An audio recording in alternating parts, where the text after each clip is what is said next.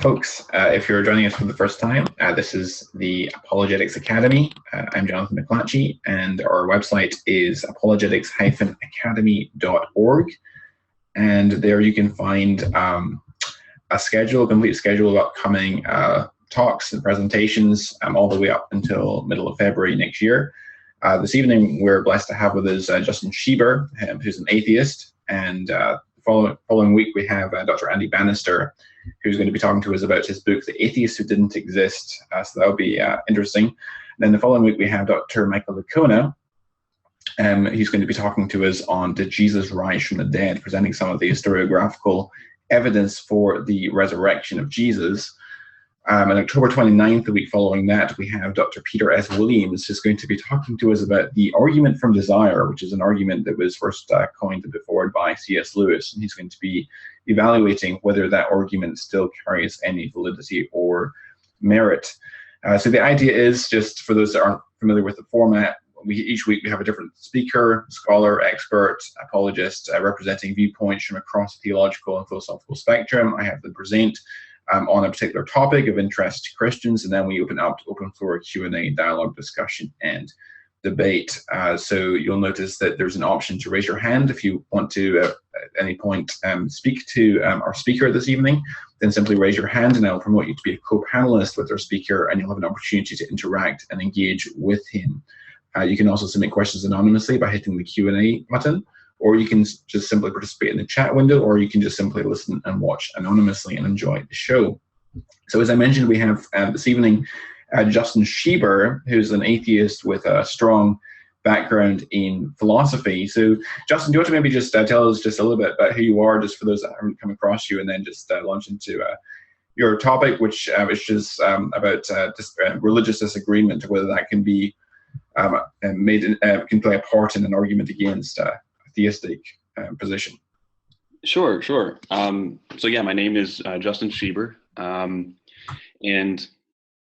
I guess to give a quick little story of me, I was raised in a religious household, and around the age of 12 or 13 or so, I started to have doubts and all that kind of terrifying stuff as a young Christian, and I eventually lost my faith, and pondering those kinds of questions led me into thinking about issues involved in philosophy of religion. And ever since then, I've been just really fascinated with that big collection of questions there. And so I am currently an atheist, and I try to lightly advocate for it. I don't as much care about winning people over as I care about just getting people to think, I think, deeper on both sides about the issue. So that's at least my goal. I'm sure the way in which I present it does show a bit of a bias, but hey, we're all gonna be doing that at one point. So today, well, I want to first thank John McLatchie and the Apologetics Academy for having me onto this online forum. Hopefully the conversation will be of some value, if not for finding the argument compelling, at least for the quality of discourse.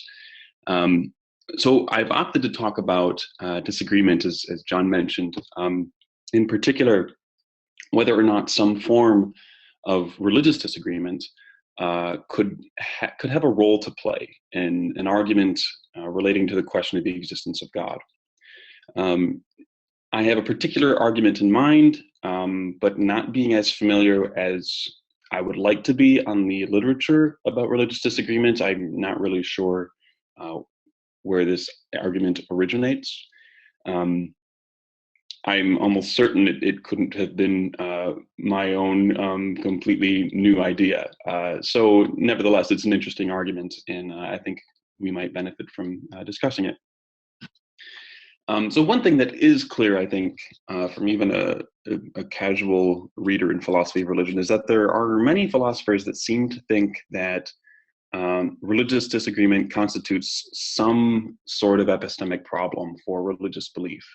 The claim isn't that mere matters of disagreement the claim isn't that disagreement on mere matters of fact is somehow a reason to deny that there's like an actual fact of the matter. Rather, it's that religious disagreement seems to do some kind of violence to the justification of religious belief.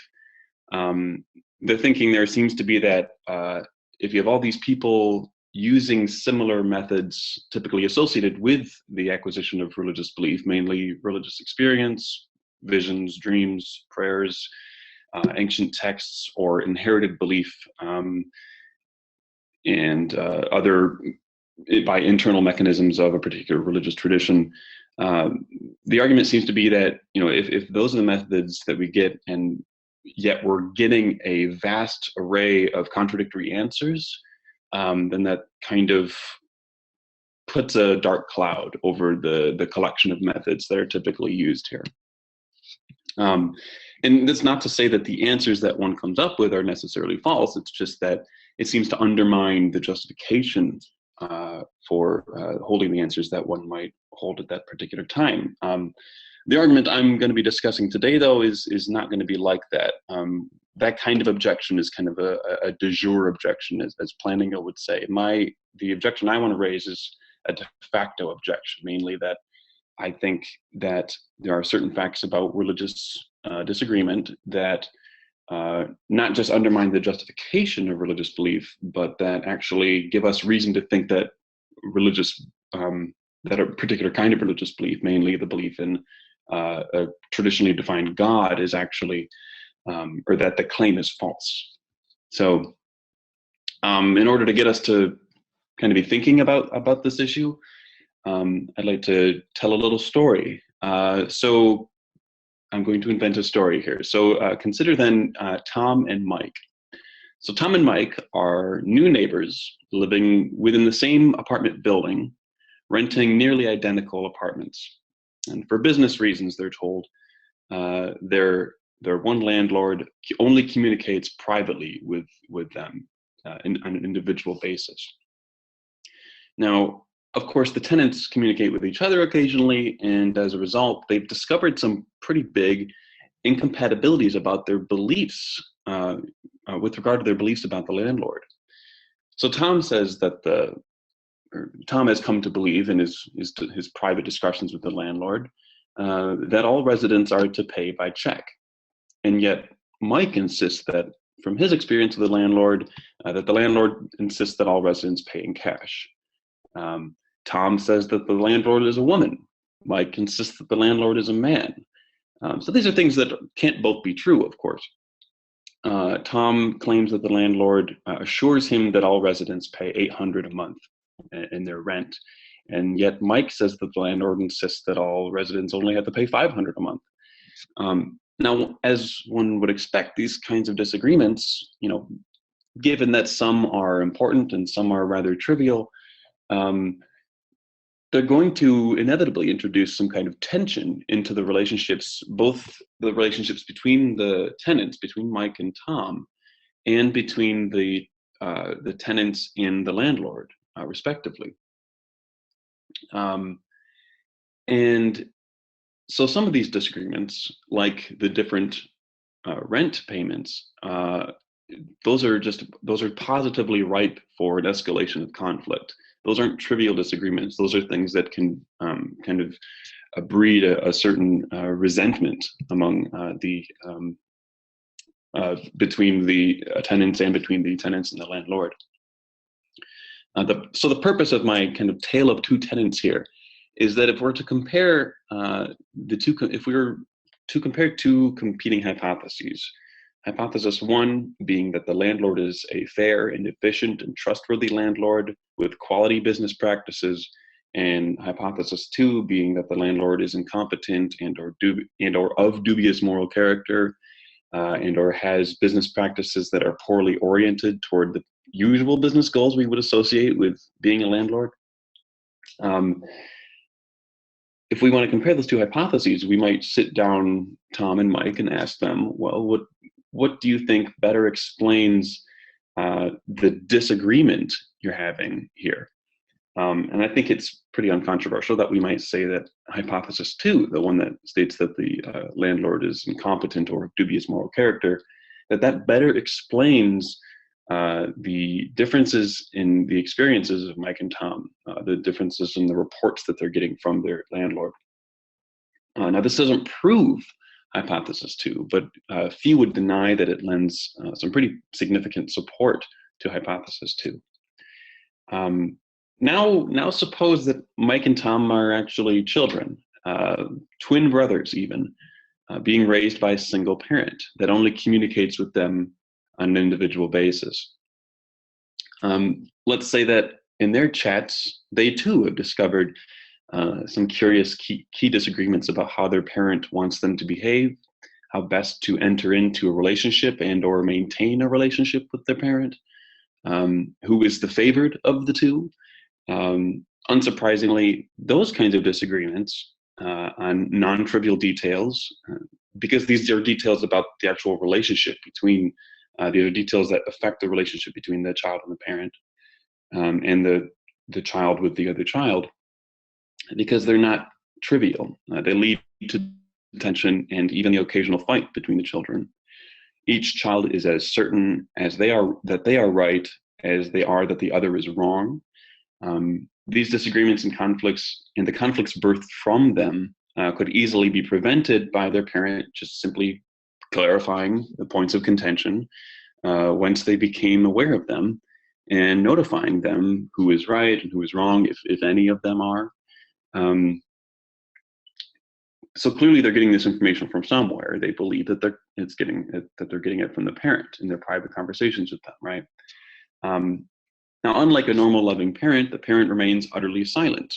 It does not intercede to prevent the disagreements that sometimes boil into perhaps physical conflict.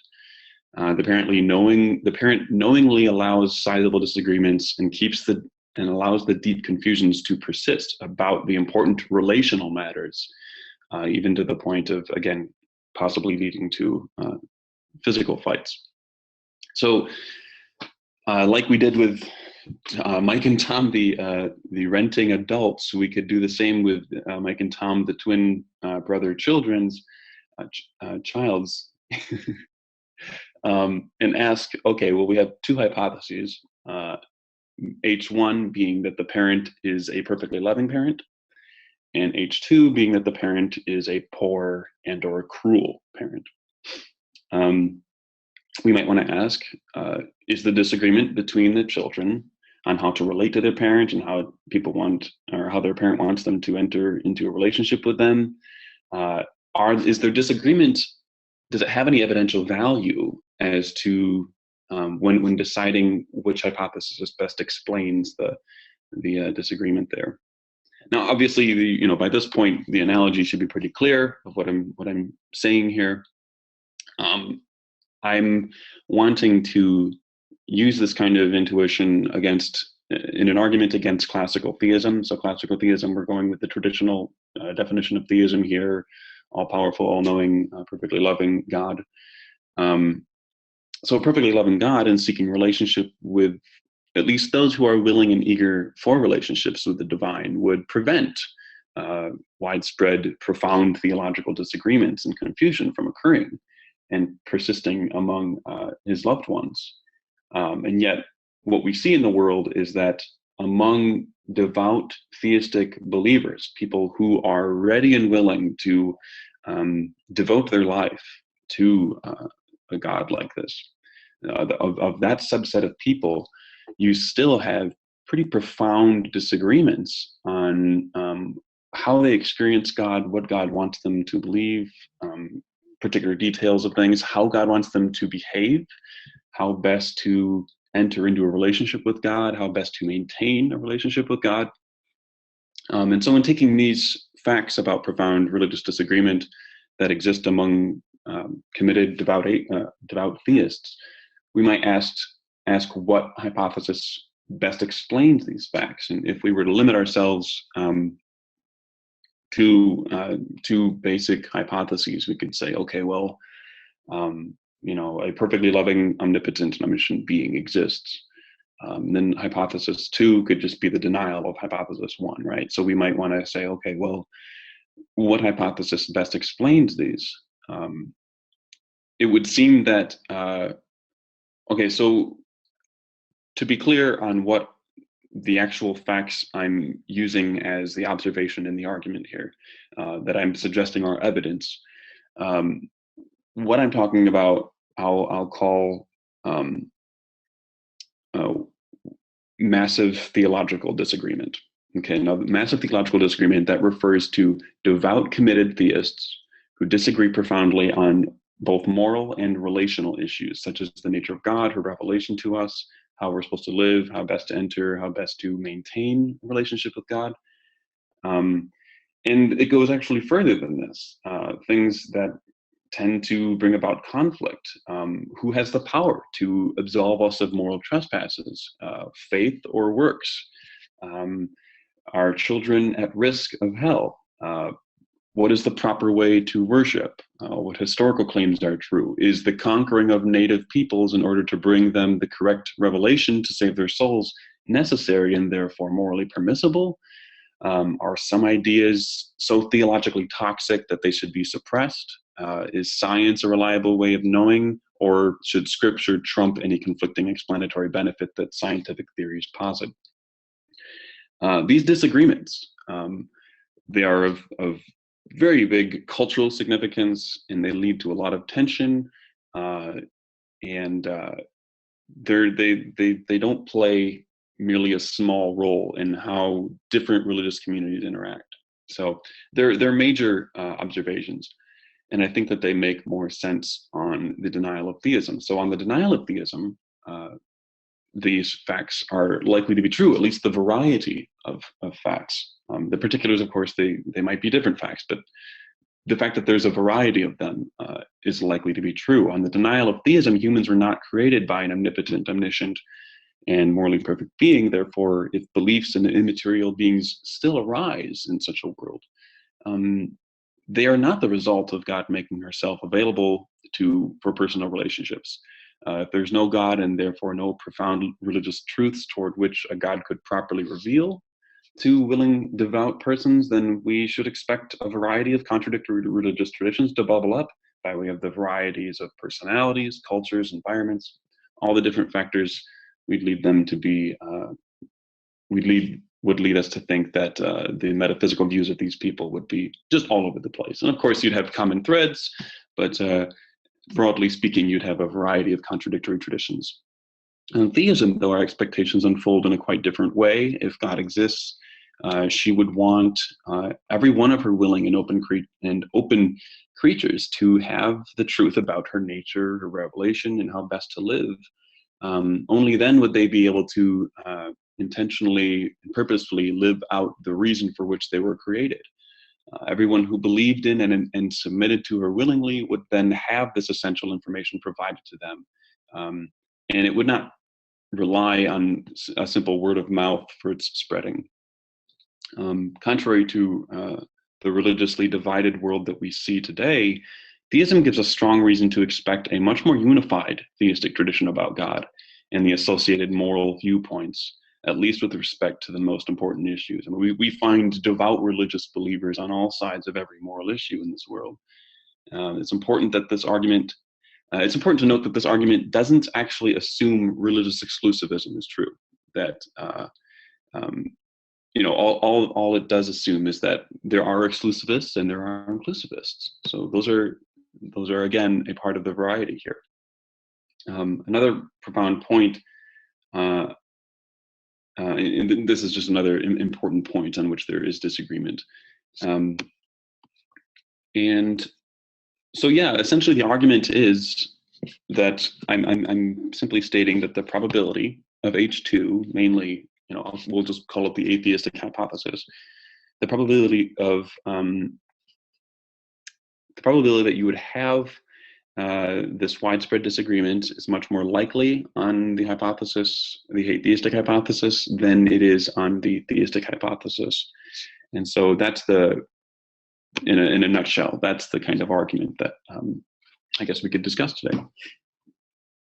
Great. Thank you, Justin. So this is the interactive portion of the program. If you would like to ask a question or make comment or express disagreement with Justin, then simply click the raise hand button and I'll promote you to be a co-panelist with Justin. Or you can also submit questions by hitting the Q&A box as well. We have one hand raised at the moment. Let me bring up Iusis Anastasis. Don't ask me to repeat that word or that name. Hey, you are live. Hello there, Aaron Schellenberger here. Hey. Yes, I appreciate you making this available. You're welcome. Go ahead. Jonathan, and thank you, Justin, for taking the time to engage with us here. Absolutely. And I'm a Christian, and I'm an aspiring apologist. And I got some question for you, sir. Some questions, actually. Sure. So to begin with, okay, I'm trying to understand your argument here. It's an argument against the existence of God of some form. Yeah, classical theism. Okay, so this, the religious disagreement, just profound disagreement in existence, Mm-hmm.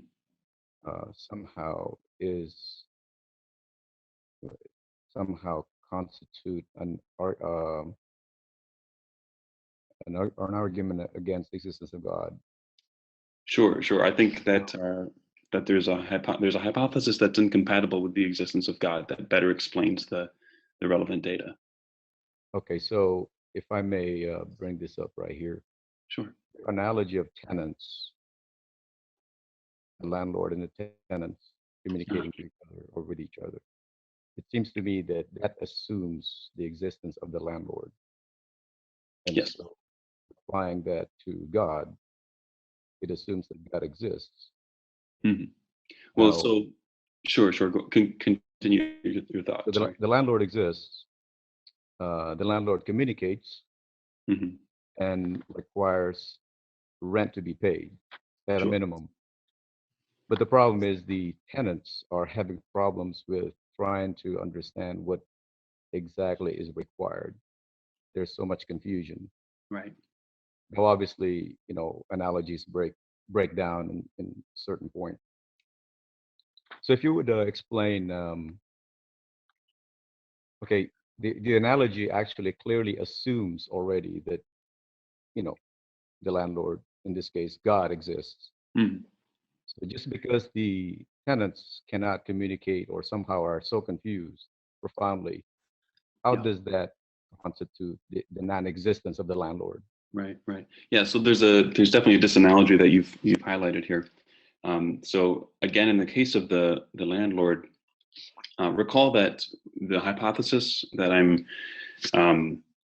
the competing hypotheses I'm talking about, I'm defining one hypothesis as a fair and efficient and morally upstanding landlord, right?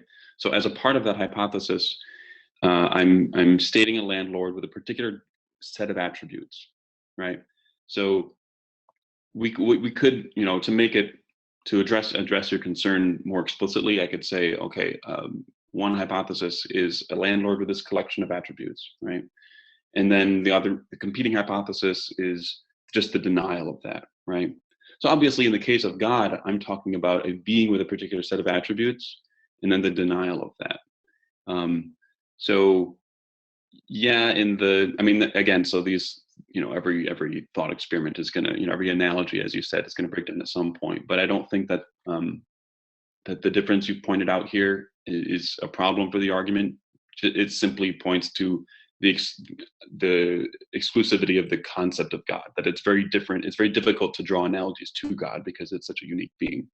But all I have to say is God has essential properties, and of those essential properties, they lead us to certain predictions about things, and the denial of such a concept is what I'm saying makes better sense of the relevant data. But yeah, I think that's a perfectly important point to be aware of, to be careful when proceeding about presenting such an analogy. So Okay, so I got two more questions, and I'll let you go. Sure. Thank you for taking the time. No problem.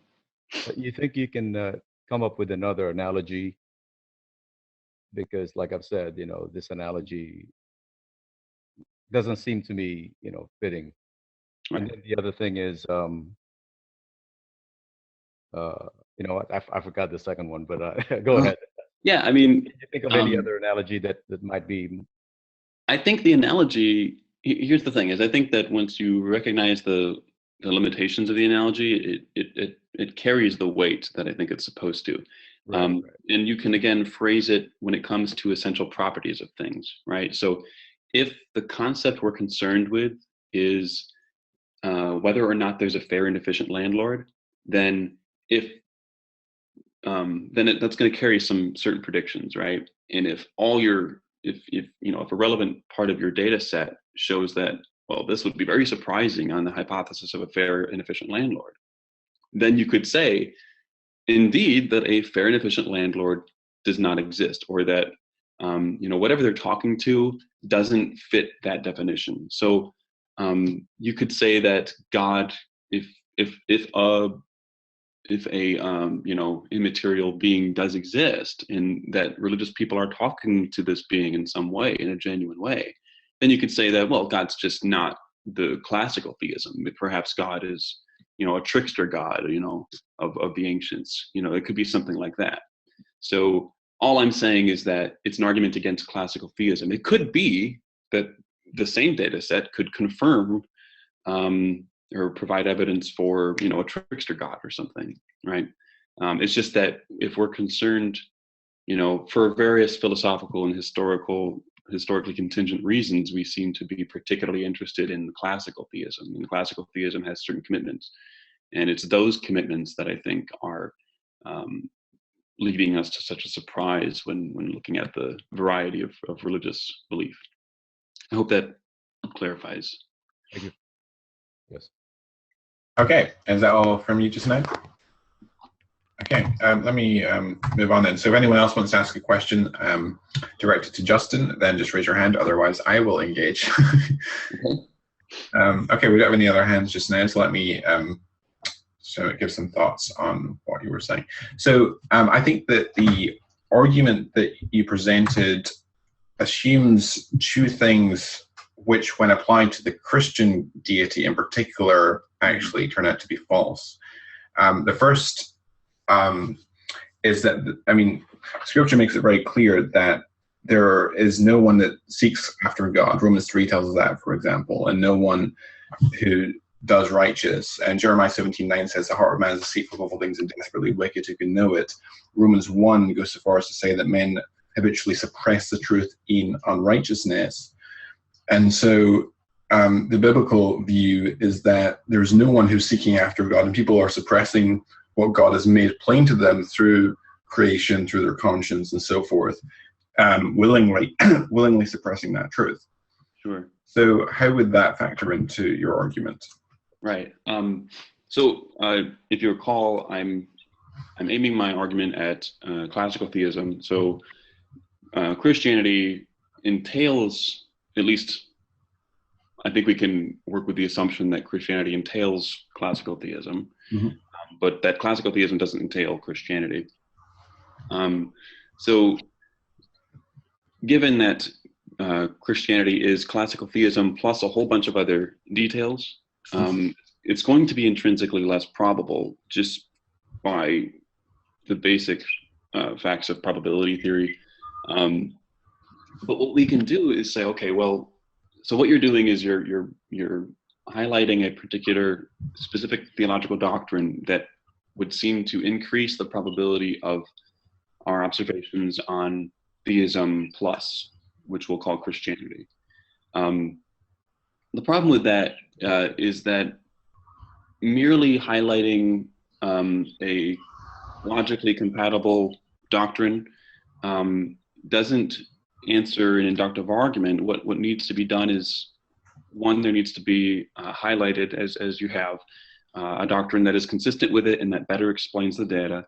But you also need to show that the doctrine that you're highlighting mainly that people are in large part denying God and that no one actually chooses God. I'm probably answering it poorly, but whatever you just said, it needs to be shown that that particular fact we'll call an auxiliary hypothesis, that is more, that the truth of that is more likely on theism than its denial on theism.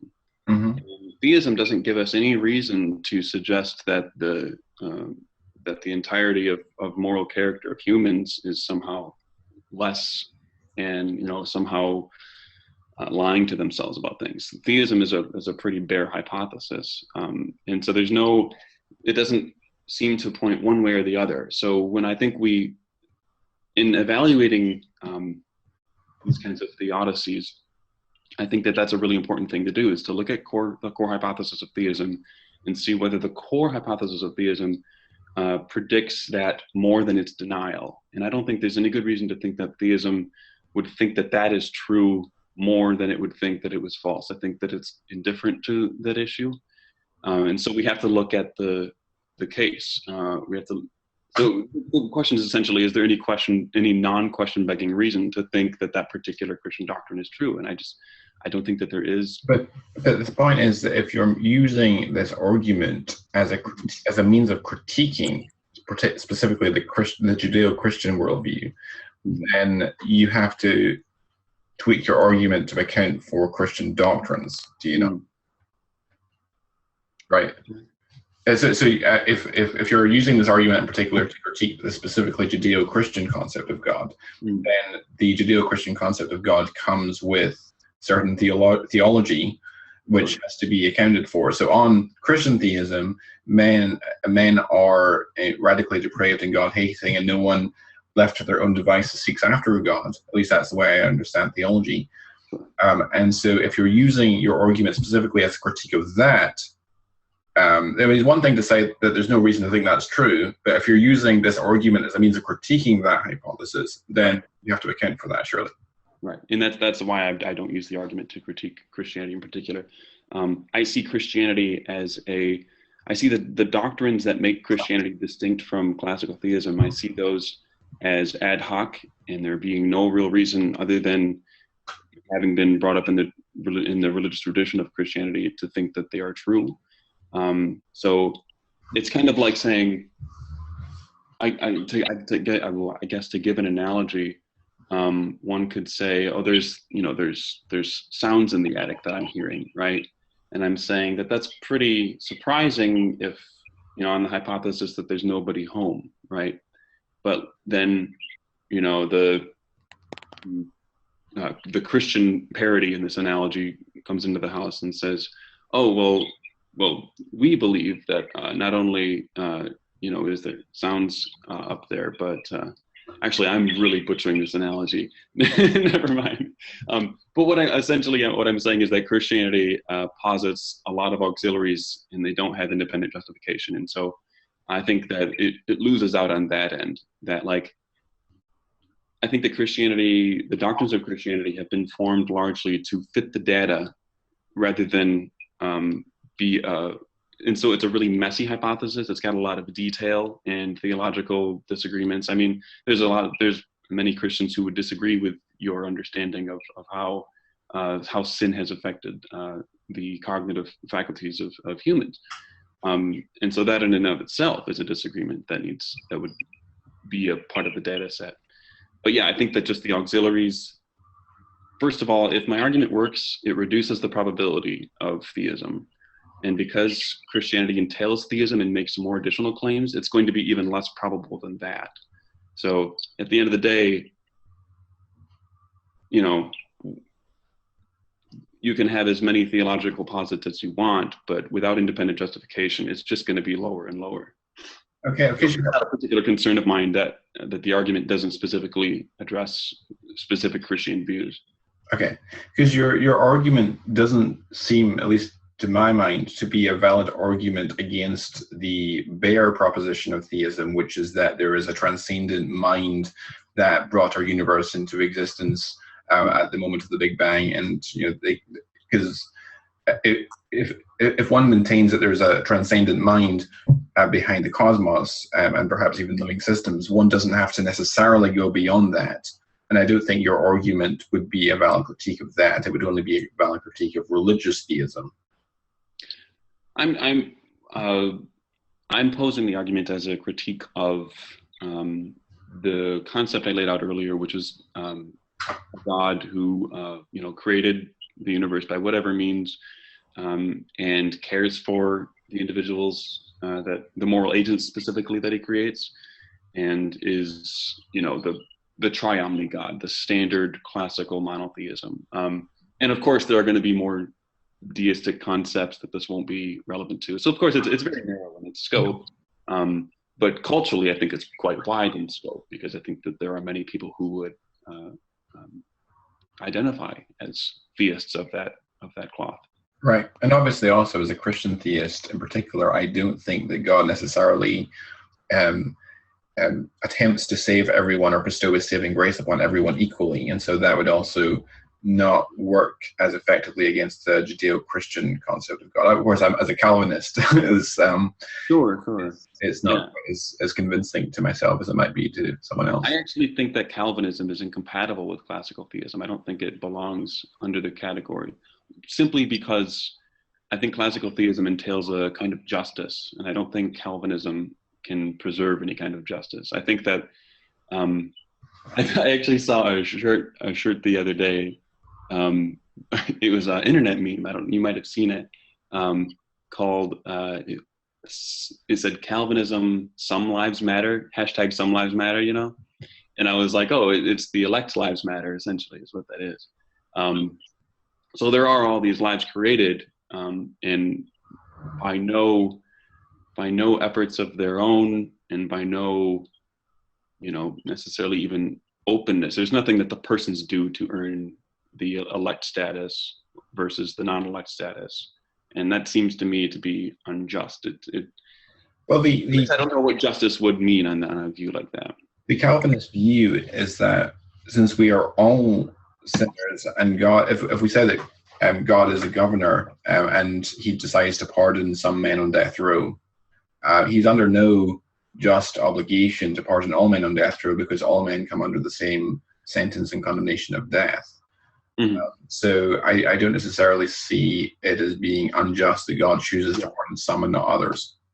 Yeah. So I guess what I'm saying there is that it's not. I'm not necessarily saying that God has an obligation to do this. I'm just saying that if we go with the traditional view of God, that he's morally perfect, loving, and he's limited, he's unlimited in his ability to bring about states of affairs that are at least coherent, then there's no reason to treat some persons differently than others. And so the difference in treatment, even if they're all sinners, let's just assume that they're all sinners of equal equal sinnitude. If we assume that, then to treat them differently it seems I don't know how that wouldn't be the definition of unjust, I guess. But again, I mean, you're gonna, that's part of your theology, and so it's not really. I'm sure you define justice in a way that's different from the standard view. So that's, Yeah, I mean, just you don't want to go in the rabbit trail too long, but just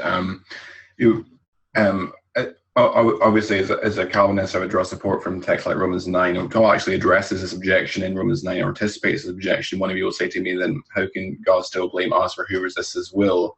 And he goes on to say, but who are you, O man, to talk back to God? Is that which is formed have the right to say to that which formed it, why did you make me like this? Does the potter not have the right to make the same lump of clay, some pottery for common purposes, or some for noble use and some for common purposes? And one, I think, cannot rule out that God has morally sufficient reason for deciding to select some for salvation and not others, or to bestow his saving grace upon some and not others. Sure. And it seems that if we apply the same standards to the atheist argument here that atheists apply to us theists, and we're defending classical arguments for theism, such as the cosmological argument and the fine-tuning and so on, then it seems that if we raise the standard of proof to that level, then it seems it's very difficult to shoulder that burden of proof to demonstrate that God cannot have morally sufficient reasons at that point. I'm sorry, we're talking about the original argument at this point? Yeah, it's very difficult to demonstrate that God cannot possibly have morally sufficient reasons for deciding to elect some salvation. Yeah. Oh, you're absolutely right about that. So here's how I think one should respond to such a claim. So for one, recall that the argument is inductive, so it's perfectly compatible with being able to identify logically coherent states of affairs wherein, or at least refer to the possibility. You've not even identified one. You've said, that's at least, you can't say that it's not possible, right? So yeah, the argument's compatible with all of that. But at the end of the day, we can talk about how there might be morally sufficient reasons. Let's, say we have a set of reasons over here, and these reasons are reasons we don't know about yet, or that are, beyond our ken. These are reasons that serve to justify the states of affairs that I'm identifying here as problematic for theism. So we have that state of affairs. But we have to admit that if we're just appealing to the possibility, then for all we know, there is another set over here that are extra reasons that I've not been able to think about, but that would serve my argument if I knew about them. That are extra reasons why God should not permit the states of affairs. And because we have no independent reason for thinking that one state is, or that one collection of facts is larger than another collection of facts, because we don't have any reason to think that God's potential justificatory reasons are bigger than his further reasons to not permit this state of affairs collection of reasons, then those cancel out. And at the end of the day, we're left with the reasons that we do know of. And I think of those, it's quite obvious that they favor the non-theistic hypothesis.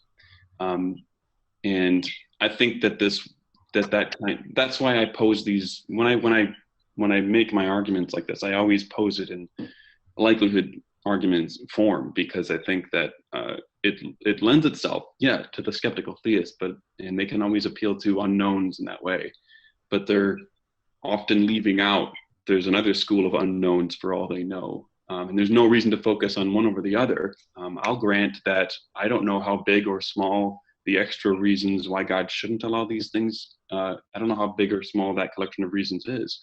So we're left helpless, but to have that kind of cancel out each other.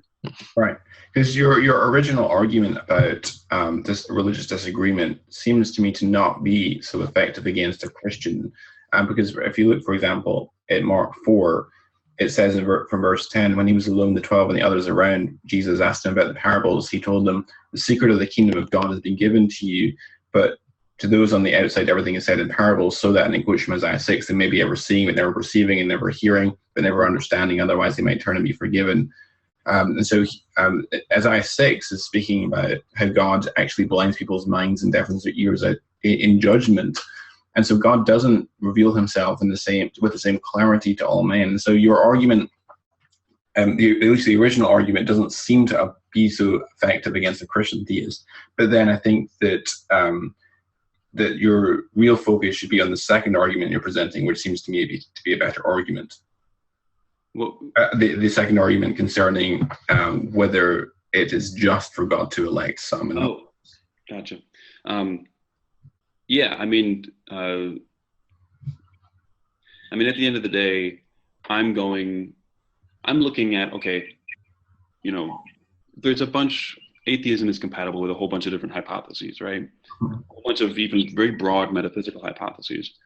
And initially, before even looking at the evidence, you want to just look at the bare conceptual content of these hypotheses, and you say, what one is the most plausible? Well, you want, ideally, all things being equal, you want the simplest hypothesis, right? The one that doesn't make as many claims, okay? And then, of course, as you gather evidence, you're going to want to probably add a little bit of details just for mere explanatory purposes. And then for theism, you have theism, the broad umbrella, and you have a whole bunch of different theologies within it. And they're all going to be rather complex. But if you're interested in the bare question of whether any theism at all is true, which is what I'm interested in, that's my main interest. I don't find Christianity to be plausible, but I still think that theism is an interesting hypothesis. And so I say, if any theism is true at all, then at least classical theism is going to be true. I think that's the most plausible of any other theism. And I'm even including polytheism and all different ancient theisms in this. I think that standard monotheism is probably the most likely to be true if any of them are true. So that's what you do. You want to assess the best form of the hypothesis at hand. So when I do that, and I hold up this data to that hypothesis, it doesn't fit well. You could always add additional detail. You could draw upon ancient traditions that have been developing theologies for a long time, and so they develop theologies in the context of religious disagreement. So of course they're going to have internal mechanisms that make sense of religious disagreement. And they're going to do that, but that's unremarkable. Like, of course, we would have certain religions being able to explain. Otherwise, how would Christianity wouldn't last if it couldn't at least explain the obvious facts on the ground, right? To some degree. And so, to me, it just seems like a game of kind of auxiliary grab bag. Like it's not a serious hypothesis at that point, because I mean, what you've essentially, I'm walking in the world, and I can look at Christian believers, I can look at Hindus, Muslims, and I can say those are people that genuinely believe what they believe, and I can take them at face value for the most part. But it seems to me that someone who is of a stripe of Calvinism doesn't have that kind of luxury. There's your view essentially holds you to, no matter how trustworthy you think I am in my behavior, that at core, I know that God exists, and you think this of all persons who have not believed in God, and that we're all suppressing it in some kind of unrighteousness. I think that a metaphysical view that leads to making such assumptions about literally everybody who's ever existed, I find that to be a very uncomfortable position for me to even consider adopting. I mean, if you adopt it, that's the thing. But I think that a metaphysical view that leads you to think that kind of thought about everyone who doesn't believe in the same way you do, I think that should be at least something that should raise an alarm bell of some sort. It would make me uncomfortable, at least.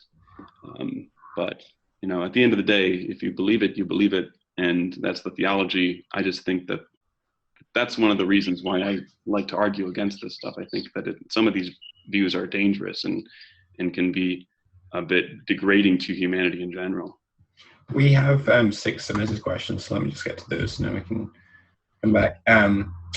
So Elizabeth asks, you seem to be assuming that if God wanted everyone to know about him, then he would make sure there was no religious disagreement. As a Christian, I would respond that God has provided the necessary evidence in creation and in Jesus.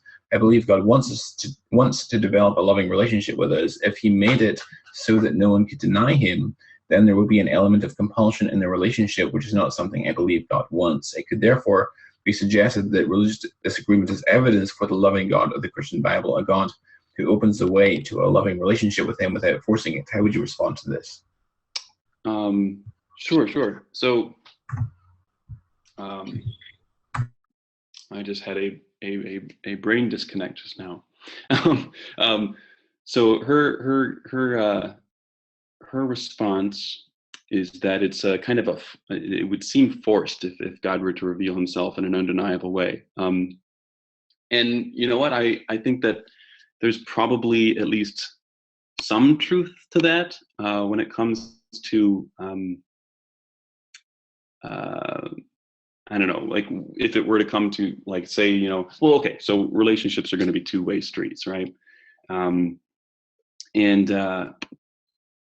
we don't want to say that God would force himself on people in any kind of way.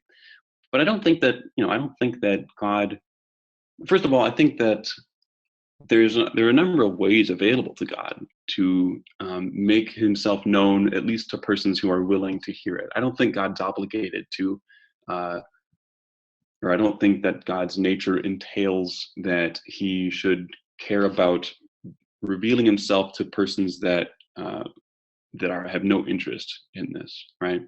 For someone who's kind of rebelling against the very idea, I don't think God has any kind of obligation to be like, to step up and be like, I'm cool, please hang out with me. I don't think that that's an obligation that God has.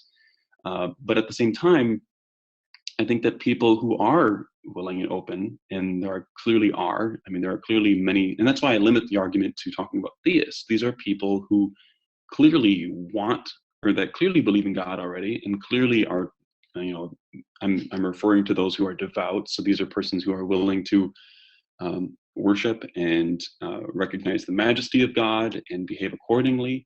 So these persons are persons who God would want to be in a relationship with.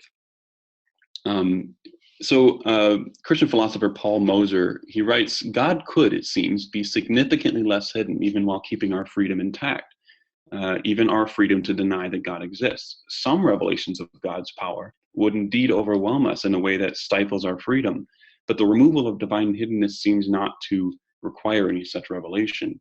Now, obviously, in the context of this conversation, we're talking about hiddenness of particular facts, right? Not hiddenness of God himself, because these are people who believe in God already. I'm talking about hiddenness of certain theological matters that are central to even having a relationship with God. So I don't think that this stifles freedom. I think that actually, if you believe the correct things about God, it makes you more free to react to that information, whether or not you're going to accept being in a relationship with him or not. And so by denying us the essential information, there's a way in which God is preventing our free acts. Okay, we have a question from an anonymous viewer.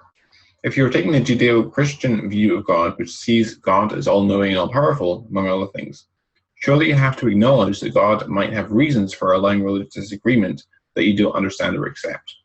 Right.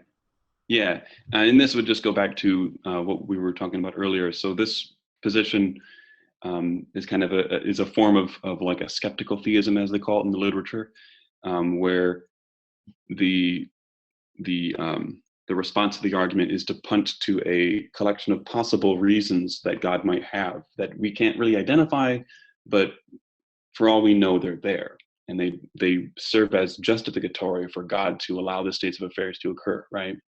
But again, as I mentioned earlier, if we're going to posit that, then there's also no reason why I can't refer to on theism this collection of facts over here that are additional reasons why God would prevent the states of affairs that I'm referring to.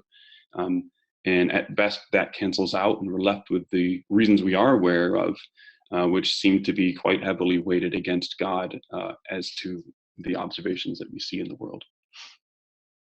Okay. An anonymous viewer asks, 1 Corinthians 11:19 says that there must be factions among you in order that those who are genuine among you may be recognized. The Bible leads us to expect religious disagreement, and therefore surely it cannot be used as an argument against God. Well, it can be used in an argument against God, as in classical theism. It might be that your particular form of Christianity has a bunch of posits that somehow make sense of religious disagreement, but if those are not independently motivated, then I'm not particularly concerned about them. Like, I can create a religion that explains every odd fact in the world too, but explanatory power isn't the only measure of a hypothesis. Right. I think, Justin, what it comes down to is, at the end of the day, is there a good reason to think Christianity is true? Because obviously that's a difference in opinion that we have. Sure. And for that, you'd have to look at the independent reasons for thinking specifically Christianity is true. But obviously, if we got into discussing things like the evidence for the resurrection, we'd be here for a long time. Because that's right. Of course. So James M. asks, on what basis do you conclude that an all-loving classical God would love human beings rather than more sentient beings, example, angels? Do you expect the classical God to love equally creatures with lesser sentience than humans like cows, dogs, rats, and gnats? On what basis do you determine which and how much God would love such creatures? Hypothetically, couldn't God love humans more than rats, just as God loves angels more than humans, such that God's love for angels is at the expense of humans, just as God's love for humans is at the expense of rats? Sure. So I think that there is some internal reasons for thinking that God would value humans more than other non-human animals, and the reason being because humans, at least most of them, are moral agents in the sense that they are, if we're making that assumption that they're moral agents, that they are agents capable of deliberating on their moral decisions and being held accountable for those decisions. We don't do that for, tigers or things like that. These are not things capable of deliberating on their moral decisions. Their moral decisions, or their decisions that appear moral, are going to be primarily instinctual and not evaluative in any kind of significant way. And I think that that's a morally relevant difference between humans and non-human animals. And theism, the assumption here is that God, being a perfectly moral being, is going to care particularly about the behavior of moral agents and their wellness. And it may also care about non-human animals, but that's at least a good reason to think that they would be treated differently. I'm assuming that this person doesn't think that that all dogs go to heaven, I guess is what I'm saying. Okay, an anonymous viewer asks, your argument is based on probability, and therefore assuming your argument is accepted, it still cannot prove God doesn't exist. Other evidence, such as the miracle of creation or the origin of life, have to be taken into account. When considering the evidence as a whole, how do you maintain your view that God does not exist? That's absolutely true. So, if we're going to act in accordance with the principle of total evidence, we can't just look at one argument. And I admitted in my presentation that the argument doesn't prove that God doesn't exist. It gives us some reasons, though, to think that he does not. But in order to end in a position, like I'm just saying that this argument lowers the probability of God. I'm not giving this as a justification for why people should be an atheist.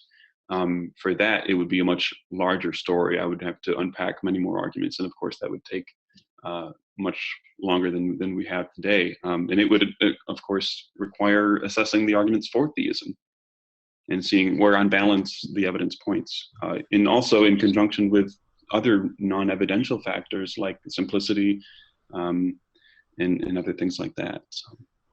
Okay, James M asks, if it were the duty of a perfect God to love beings to the degree of their worth, wouldn't God's perfection require that he love himself and his glory most, since he's the ens perfectissimum, the most perfect being?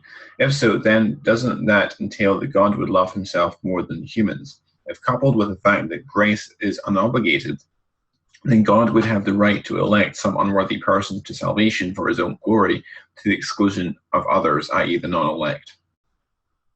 Okay, so this is primarily a continuation of the discussion of the Calvinist view. Yeah, I mean, I guess if it follows that, if we have a reason to think, well, no, here's the thing. Okay, so if I follow this guy's argument correctly, he was saying that if we have reason to think that God would value humans more than animals, then we also have a reason to think that God would value God more than humans because of kind of moral gradient increasing. But I wasn't talking about moral behavior in the sense of, God should value the more upstanding moral persons than the non, like a criminal or something. I'm talking about moral ability in the sense of being a moral agent. And at least in the sense of, at least if we define moral agent by having the ability to do wrong actions and to do right actions and to be held accountable for them, or at least to be, at least in principle, properly held accountable for them, then I don't think God counts as a moral agent in that sense, because God is essentially morally perfect. There is no possible world in which he does something wrong. and at least according to the traditional view. And there's also, of course, no sense in which God can be held accountable for any moral failings. So that would be the disanalogy there. But where he was going with that was to say that God could, he was using this as a kind of justification for why God could kind of arbitrarily pick some persons over other persons to treat as elect. And I guess I didn't follow that inference, but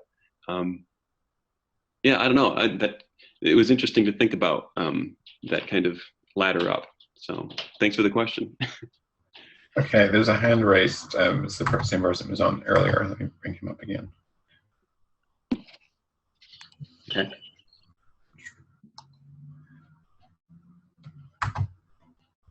Hey, you're back on. Yes, sir. Go ahead. Sirs. Yes, Justin, I got 2 more questions here for you, sir. Okay. The first is, what would defeat your argument? What would defeat it? Yeah. Um, What areas, what are the weak areas? We can So- start with that, and then so- how would you respond? Sure. So given that's an inductive argument, there are a number of ways to respond to it. You could just say, I mean, there's nothing preventing you from saying, well, I have a whole bunch of reasons to think that God does exist. And at the end of the day, I think that those reasons outweigh this reason. Even if this is one reason to think that atheism is true, you might think that it's outweighed by other reasons that you do hold, right? So you could say, Justin, your argument's great, but it's not good enough. It's not all powerful, right? I've got all these other reasons over here for thinking that God exists. So that's one way you could go about it. Another way you could go about it is to question that theism makes the kind of assumptions that I think that it does, and that makes the kind of predictions that I think it does. And so some of the more theologically specific Christian believers have objected to some of those things.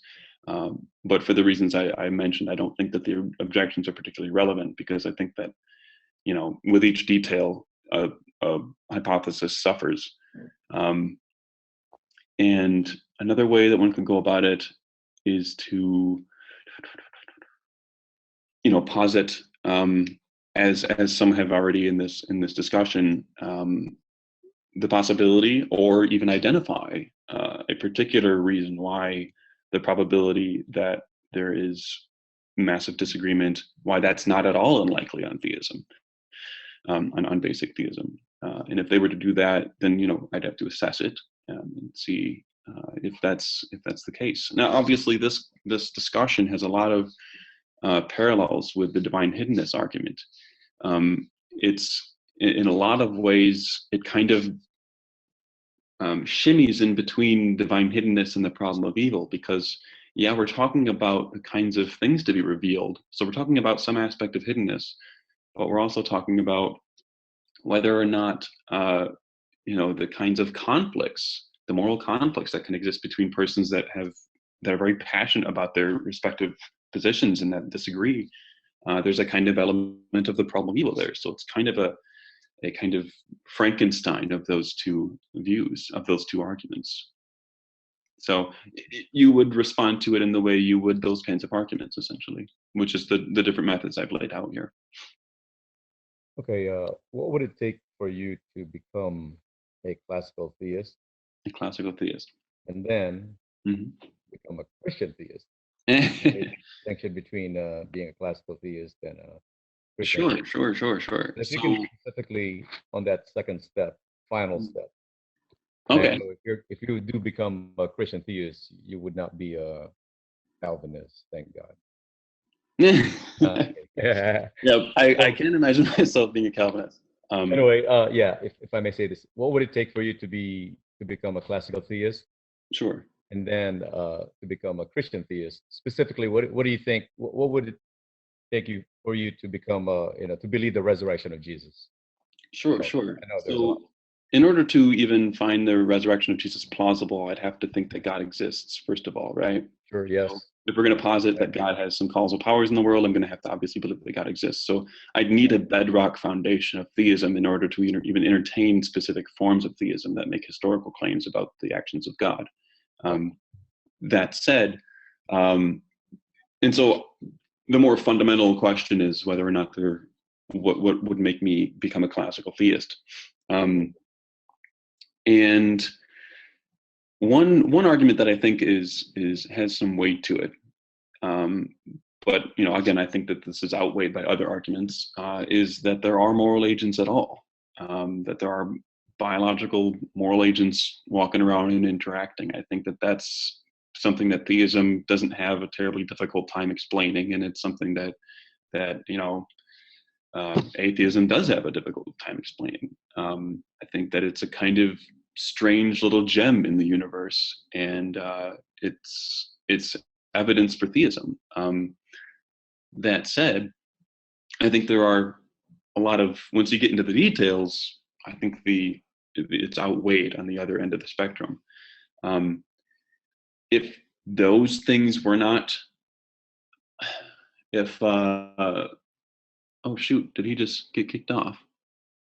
No, oh no, camera switched around. And so some of the things like the problem of suffering, different problems of evil, the problem of divine hiddenness, if those were things, if there was a world in which, if I lived in a world in which those were not powerful arguments, because people who genuinely wanted to believe in God were capable of mustering that belief,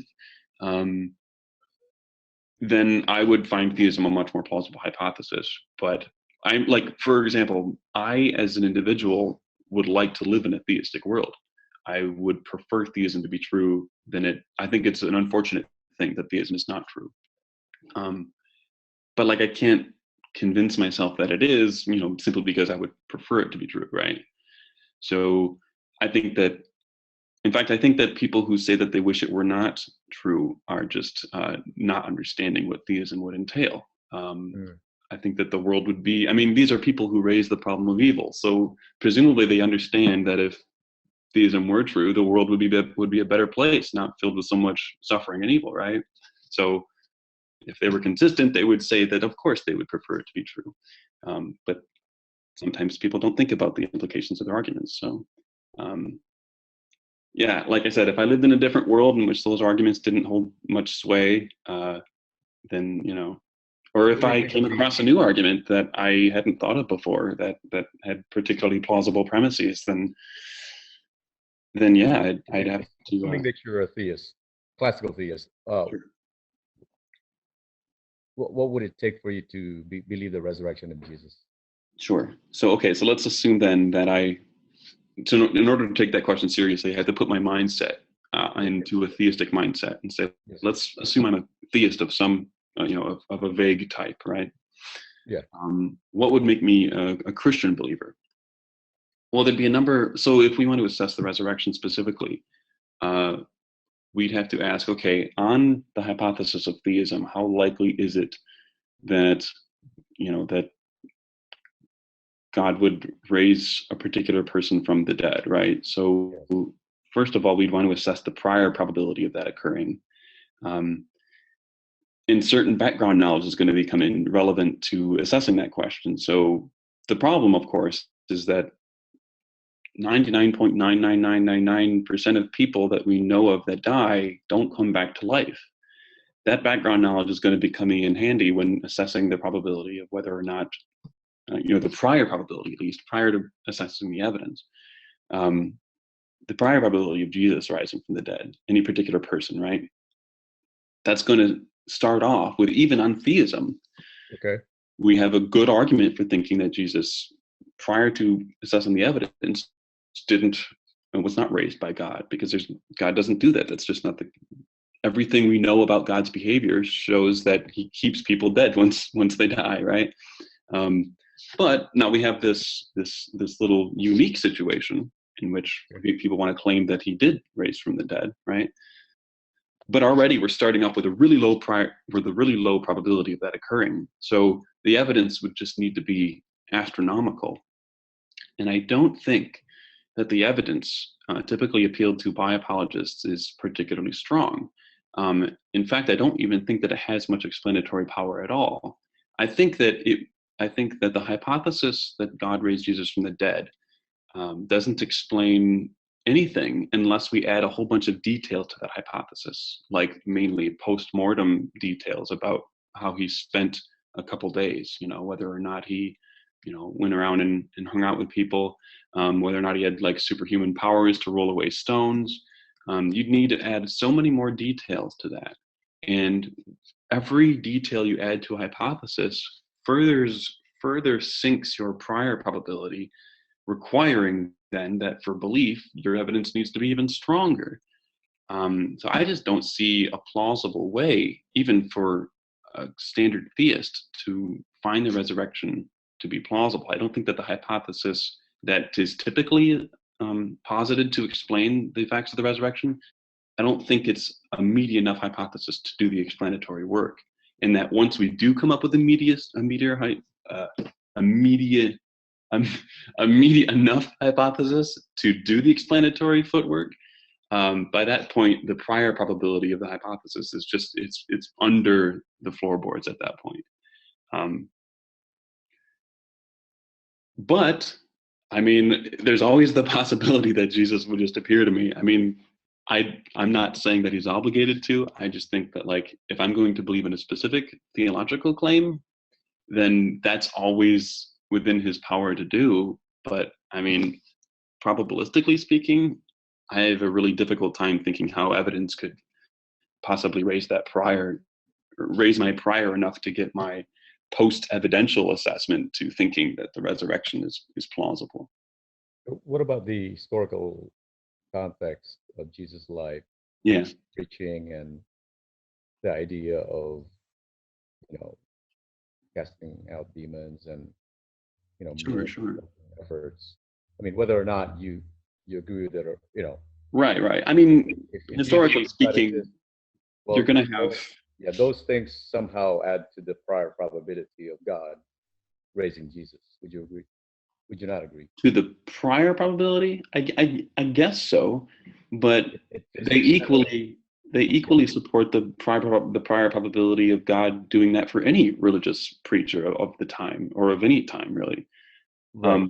Given the religio-historical context of Jesus and... Right. Like, what's the prior probability of God raising Mother Teresa from the dead? You know what I mean? Like, there's, sure, you have religious contexts in that. You do add to it, right? You do add to the prior probability. Sure. I think it's relevant to the assessment. Sure. Add to it. Okay. So Yeah. that raises, and also the moral. He claimed to be the emissary of God to lead God's people into his kingdom. Somehow that would, I think, add to the prior probability. God being a moral prior, right? Yeah. But it doesn't seem to add to. I guess my concern here with these issues you're bringing up, which I think they're totally relevant. Sure. They don't single out Jesus. They simply identify, any like particularly outstanding moral person that's ever existed who believed in God, which most people believe in a deity of some sort, and so any particularly moral person. I mean, I think that your average, I think that good people are going to have a higher probability of being raised from the dead than bad people, if that's what you're asking, right? I think, Justin, just to add to what he's saying, I think the way that I would go about showing that the resurrection of Jesus has a reasonably high prior probability or interior probability is to look at how the cross and resurrection and ministry of Christ are the culmination and climax of the Old Testament scriptures, and how the Old Testament scriptures are pointing towards and culminating and climaxing in the person of Christ. And then I would use that as a reason to think that God would have plausible motivation for raising Jesus of Nazareth specifically from the dead. Moreover, the fact that Jesus claimed specifically, and I think I can make a good historiographical argument for this, that Jesus claimed that his resurrection from the dead would be the vindication of his divine and messianic credentials. Okay. I see what you're saying. Okay, so if we want to interpret this through like a Jewish standpoint, right? The problem there is that the Jews don't believe that Jesus is is their savior, right? So the Jews they didn't believe in a resurrection until the end of the age. So that's why you have the very early apostles believing that Jesus was kind of like the first fruits of the general resurrection at the end of the age. Turns out that he really was the only guy. No one else resurrected. So from the Jewish standpoint, if he's clearly a false prophet. So given the Jewish claims, then the resurrection of Jesus has a higher probability, a higher prior to a point. Once they realize that he resurrected alone, no, the Jews would find that really strange. Well, that's where the explanatory power and scope of the data come in, right? Have you read Mike Lacona's book explaining the explanatory power and scope of the evidence? Have you had a chance? No, I've not. I've read. I've read a number of books on that issue generally, but I've not read Mike Lacona's work specifically. Yeah. Okay. But, just out of curiosity, how long do these things go? How much longer would you like to go, Justin? Well, I do have company, so Sure. If we could wrap it up, that would be great. But that's not to say that I didn't absolutely enjoy the conversation. So absolutely, yeah, it's been great to have you on, Justin. Thanks. We must do this again sometime. Absolutely.